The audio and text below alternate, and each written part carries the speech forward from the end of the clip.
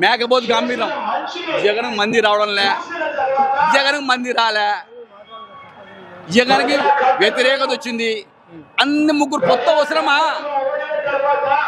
జగన్కు విశ్వాసం కోల్పోయారు జనాల్లో. కానీ వాళ్ళు పొద్దు ఎందుకు వస్తున్నారు? ఒక్క పిల్లోని వీరికి ముస్లిం ముత్కలు మోడీకి ఏం తెలుసు? మన రాష్ట్రం గురించి ఏం తెలుసు? మోడీ మనకి ఏం చేసినాడు? ఏమంటే కేంద్రంలో సీట్లు ఫుల్గా ఉన్నాయి కాబట్టి మనం ఏమి గట్టిగా మాట్లాడినా కుదరదు. కాబట్టి జగన్ ఏం చేసినా అంటే పెద్దవాళ్ళకు మర్యాద ఇచ్చి పరిపాలన చేస్తున్నాడు. రేపు సెంట్రల్లో గవర్నమెంట్లో బీజేపీ 200 సీట్లు వచ్చి మనకి 23 సీట్లు వచ్చినాయంటో ప్రత్యేక హోదా పిలిచిస్తారు. ఎందుకు ఇస్తారు? ఆకలి అయితే పిల్లడు అన్నం పెడితే తింటాడు, ఆకలి అన్నం పెడితే తింటాడు. కాబట్టి ఇవన్నీ మాటలన్నీ కళ్ళబొల్లి మాటలు, అంత తప్ప మంచిది ఏం కాదు. మేకపోతు గంభీరం 5 పేపర్లు ఉన్నాయి, 10 పచ్చ మీడియా మనుషులు ఉంటారు మాట్లాడుతుళ్ళు, బోల్గర్గా మాట్లాడము. ఆ వయసులో 73 ఏళ్ళ వయసులో ఆ తిక్క కూతురు అవసరమా?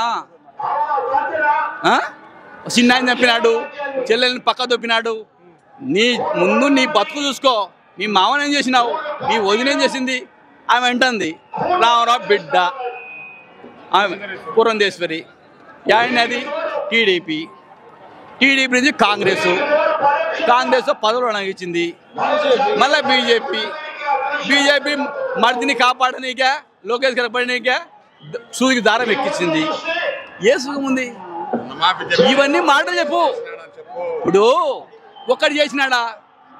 అందరికి బంగారు తెచ్చా ఉన్నాడు, రుణమాఫీ తెచ్చా అన్నాడు, డాక్రా మాఫీ తెచ్చా అన్నాడు, రైతులు ఇంటింటికి ఉద్యోగం తెచ్చా అన్నాడు, బాబు వచ్చి జాబ్ వచ్చా అన్నది.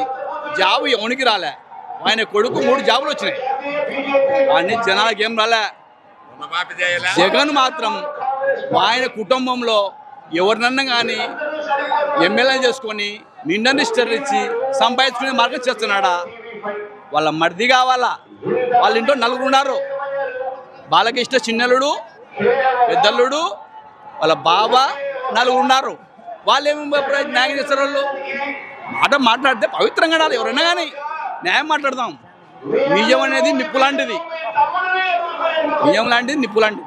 కాబట్టి మనము ఏదైనా ఆలోచన చేసుకొని చేస్తారు.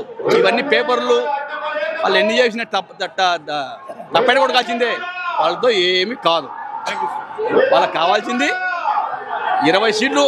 కానీ వాళ్ళ సీట్లు ఎన్నైనా కానీ చెప్పేది ముఖ్యమంత్రి అవుతాడు, చంద్రబాబు నాయుడు గెలిచాలా, అసెంబ్లీకి రావాలా, ఆ మొగలు చూసుకుంటా వాళ్ళని ఏడుతుంటే మనకు ఆనందం ఉండాలి. ఎవరు తిట్టినారా వాళ్ళ భార్యను? ఎవరు తిట్టింది? ఎవరు? ఏం మంది తిట్ట నీకే? నువ్వేం చిన్నాన్ని చంపినా అంటావు, చెల్లెని పక్క తప్పినా అంటావు, మీరు ముద్దాయిలు ఉంటావు, కోడి కత్తి తింటావు. నీ కత్తిని గుద్ద దూరుతుంది, అది కనుక్కో. వేరే అవతలని అన్నాక ఏళ్ళంటే నీకు వెళ్ళి ఏళ్ళు చూపితే నాకు 4 ఏళ్ళు వస్తున్నాయి. తప్పే. ఎవరైనా కానీ చిన్న పిల్లోడైనా ముఖ్యమంత్రి పోస్ట్ వచ్చిన తర్వాత పవిత్రంగా 90% అమలు చేసినాడు. కాబట్టి మనం కూడా సలహా ఇవ్వాలి. జగన్మోహన్ రెడ్డి నీ 10 పైసలు తప్పు ఉండాయినైనా సర్దుకొని మనం చెప్పు, చేస్తాడు. అన్నీ చేసినావు, ఒకటి చేయలే అని చెప్పడం తప్పు కదా.